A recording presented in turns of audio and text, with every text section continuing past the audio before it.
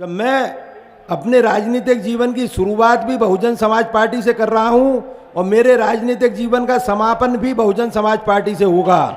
मैं कभी बहुजन समाज पार्टी का साथ छोड़ के नहीं जाऊंगा। मैंने राजनीति में आने का जो फैसला लिया है वो केवल और केवल अपने क्षेत्र के विकास और यहाँ के गरीब जनता बहुजन समाज के लोगों के विकास की खातिर मैंने अपना राजनीति में आने का फैसला लिया है।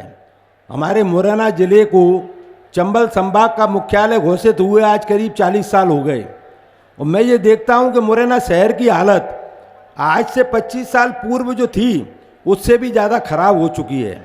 आज शहर के अंदर दिन में आप 2 पहिया वाहन के ऊपर भी बैठ के नहीं जा सकते हो। शिक्षा के क्षेत्र में हमारा शहर बहुत पिछड़ा हुआ है। पूरा हमारे दोनों ही जिले बहुत पिछड़े हुए हैं शिक्षा के क्षेत्र में। बच्चों को पढ़ने के लिए बाहर जाना पड़ता है। शिक्षा का स्तर इतना कमज़ोर है कि उसकी वजह से बच्चों को बाहर नौकरी नहीं मिलती है। तो मेरा जो सोच है, सबसे पहले मेरे को बेरोजगार बच्चों के हिसाब से शिक्षा के स्तर में सुधार करना, फिर उनके रोजगार के साधन की व्यवस्था करना।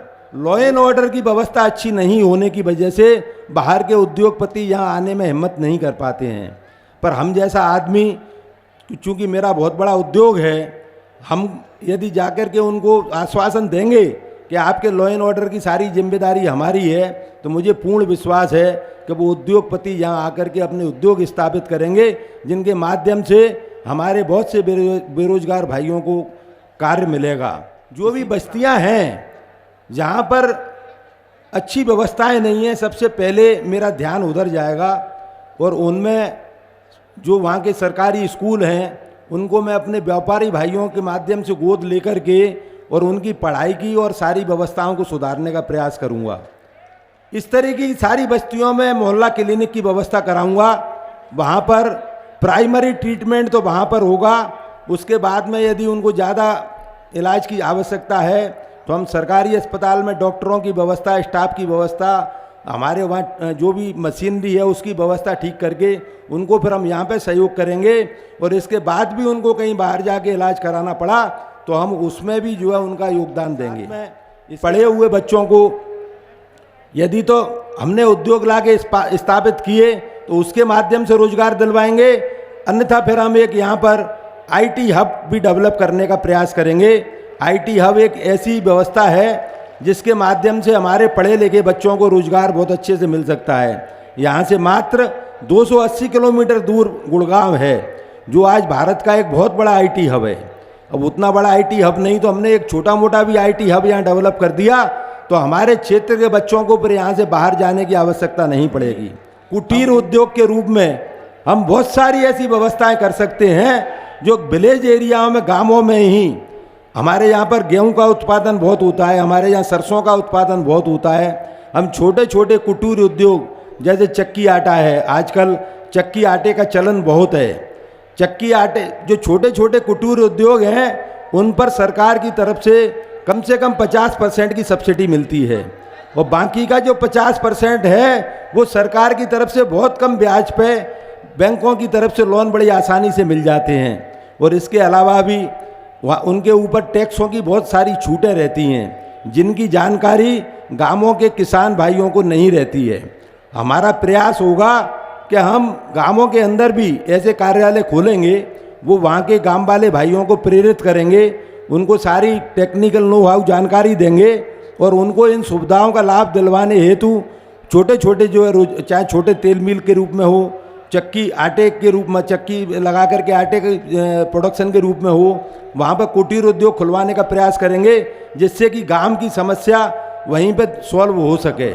इसी के साथ मेरी सोच है कि मैं 10 किलोमीटर के अंदर एक छोटी सब मंडी डेवलप कराऊं और उस सब मंडी के अंदर वहाँ 10 किलोमीटर 15 किलोमीटर के एरिया में जो भी अनाज उत्पादन होता है खेतों में, वो माल उनका जिस रेट में शहर की मंडियों में बिकता है उसी रेट में उनका वहाँ पे माल बिके। और माल बेचने के बाद में वहीं पे आपको जो है आउटलेट मिलेगी। आपके दैनिक जीवन की जो भी आवश्यकता के सामान हैं उसको खरीदने के लिए आपको शहर में नहीं आना पड़ेगा। उसी मंडी प्रांगण में आपको अपने जीवन की आवश्यकताओं की हर चीज़ें वहाँ पे मिलेंगी। इसके साथ में हम ये भी व्यवस्था करेंगे कि अब कृषि उत्पादन बढ़ाने के लिए वहाँ पर हम लैब स्थापित कराएंगे, जो लैब से जो है परीक्षण करके आपको खेत की मट्टियों का, आपको उसमें कब खाद डालना है, कब बीज डालना है, कब पानी देना है, कब दवाई छिड़कनी है, वो सारी जानकारी आपको उपलब्ध कराएंगे, जिससे कि आपकी फसल का उत्पादन बढ़े और साथ में आप फसल की क्वालिटी को भी सुधार सकें। पीपीपी मॉडल पर, पीपीपी मॉडल का मतलब होता है पब्लिक प्राइवेट पार्टनरशिप। इसमें हम एक डीम यूनिवर्सिटी का भी जो है यहाँ पर स्थापना करवाएंगे।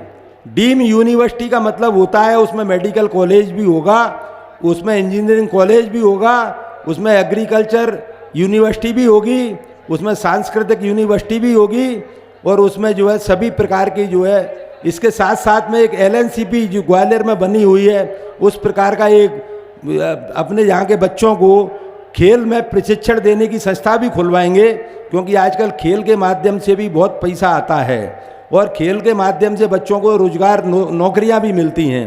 तो उसके लिए भी हम डीम यूनिवर्सिटी में एक एलएनसीपी की तर्ज पर एक जो है यूनिट बनाएंगे। पर मेरा एक स्वप्न है कि मैं अपने जीवन में मुरैना का नाम इतना ऊंचा करूं कि भारतवर्ष के इतिहास में मुरैना का नाम स्वर्णिम अक्षरों में लिखा जावे।